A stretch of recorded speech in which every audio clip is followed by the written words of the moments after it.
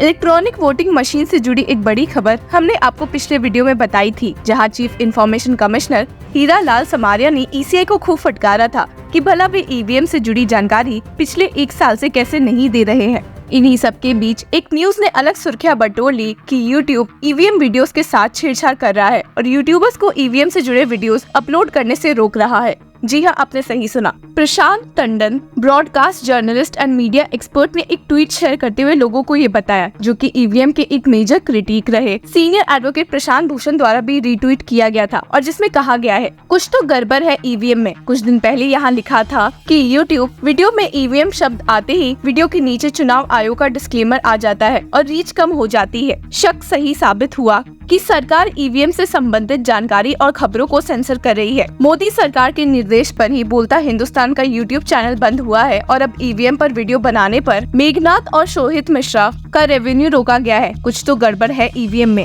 ये खबर सुनकर लोगों के मन में कई सवाल पैदा हो गए हैं, पर चलिए एक नजर डालते हैं कि मेन मुद्दा क्या है। असल में रिसेंट में 2 यूट्यूबर्स के साथ हुआ शोहित मिश्रा ऑफिशियल और मेघनाथ के चैनल पर ईवीएम के कई वीडियोस पर यूट्यूब ने मोनेटाइजेशन रोक दी है। आसान शब्दों में कहे तो इसका मतलब ये है कि ऐसी वीडियोस पर यूट्यूबर्स को कोई फायदा नहीं मिलने वाला है और ऐसे वीडियोस यूट्यूब कम्युनिटी के गाइडलाइंस को ठेस पहुंचा रहे हैं। जितना आप ये खबर सुनकर शॉक में हैं, उतना ही ये दोनों यूट्यूबर्स भी हो गए थे, जिन्हें समझ ही नहीं आ रहा था कि आखिर उनकी वीडियोस पर ऐसे मोनेटाइजेशन क्यों कंट्रोल में कर लिया गया है। आपको बता दें कि दोनों यूट्यूबर्स के पास एक बड़ा बेस है, जिसमें Shohit Mishra official has over 3.68 lakh subscribers and Meghnath's channel has over 42,000 subscribers और दोनों के कई ईवीएम वीडियोस को ही टारगेट किया गया है। तो पहले बात करते हैं शोहित मिश्रा के वीडियोस की कि आखिर उन्होंने अपनी वीडियोस में ऐसा क्या दिखाया है कि यूट्यूब पे उनकी वीडियोस की मोनेटाइजेशन पर रोक लगा दी गई है। मिश्रा की 4 वीडियोस के साथ यूट्यूब ने छेड़छाड़ किया था। इसमें से एक वीडियो काफी इंटरेस्टिंग है, जिसमें मिश्रा ने बात किया है उन बीजेपी मेंबर्स के बारे में वो are appointed as independent directors और Bharat electronics limited, one of the 2 PSUs that manufactures EVMs। सिर्फ यही नहीं, उन्होंने एक लेटर का भी जिक्र किया है written by retired IAS officer EAS Sharma to the election commission asking the EC to intervene in the matter. दूसरे वीडियो में Mishra is speaking to a software expert, a senior journalist and commentator, a political leader and another creator about EVMs, जिसका title है questions over the EVM, one sided election commission and a weak democracy. और एक तीसरी video में भी YouTube ने छेड़खानी की है, जिसका टाइटल है will there be free and fair elections in India,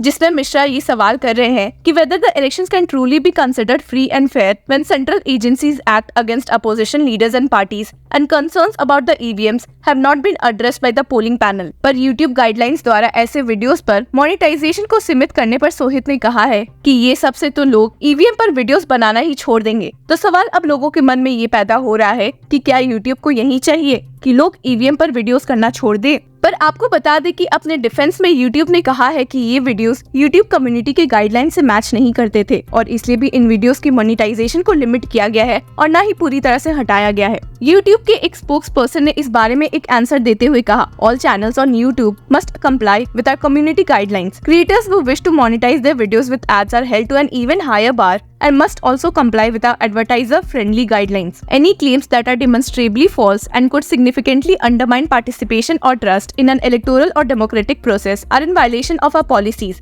These guidelines are enforced consistently, regardless of the creator, their background, political viewpoint, position और affiliation। हालांकि इसके बावजूद भी लोगों के मन में कई सवाल ये है कि क्या YouTube के ऐसे करने के पीछे ECI का हाथ है। ये सवाल इसलिए भी उठ रहे हैं क्योंकि इलेक्शंस को ध्यान में रखते हुए YouTube कम्युनिटी के गाइडलाइंस में काफी चेंजेस आए हैं और कुछ चेंजेस तो ECI के ही कहने पर हुआ है।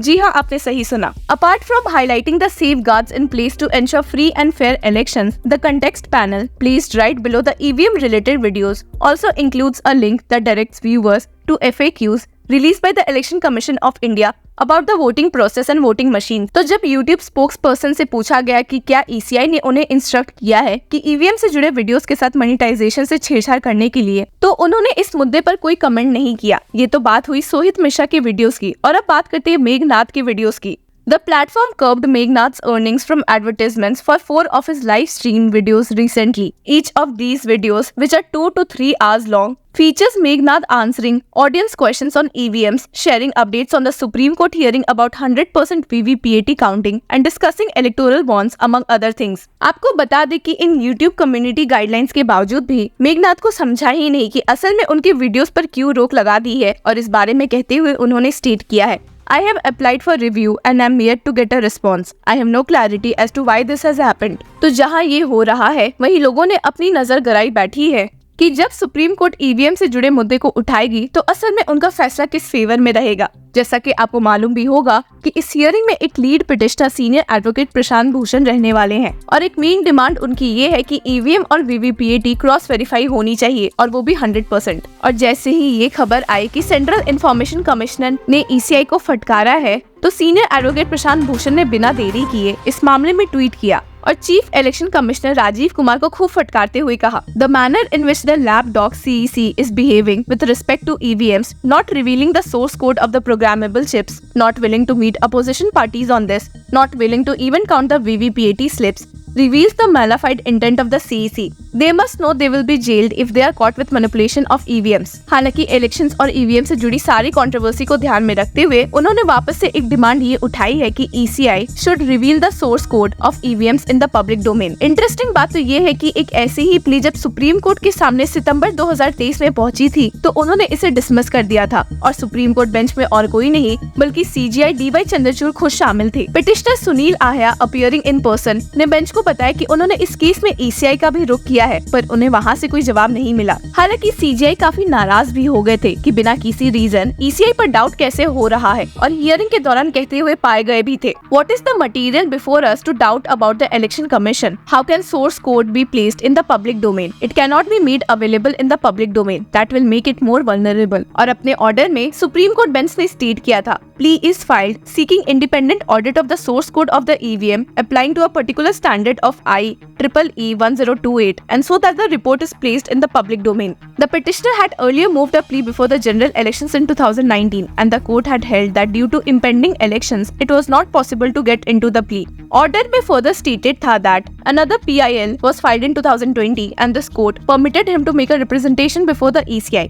Petitioner says he made 3 representations to the ECI but is still in the dark. ECI is entrusted with control over elections. Presently, petitioner places no actionable material before this court to show that ECI has acted in breach of its constitutional mandate. Ultimately, placing the source code audit in the public domain intervenes with the policy issues, and we are not inclined to interfere in this policy issue. There is no material to show ECI is not fulfilling its mandate. Thus, we do not interfere in this petition. तो देखने वाली बात ये होगी कि क्या supreme court के इस मैटर को रिजेक्ट करने के बावजूद भी सीनियर एडवोकेट प्रशांत भूषण इसे कोर्ट में फिर से उठाते हैं या नहीं। Till then, keep following law चक्रा।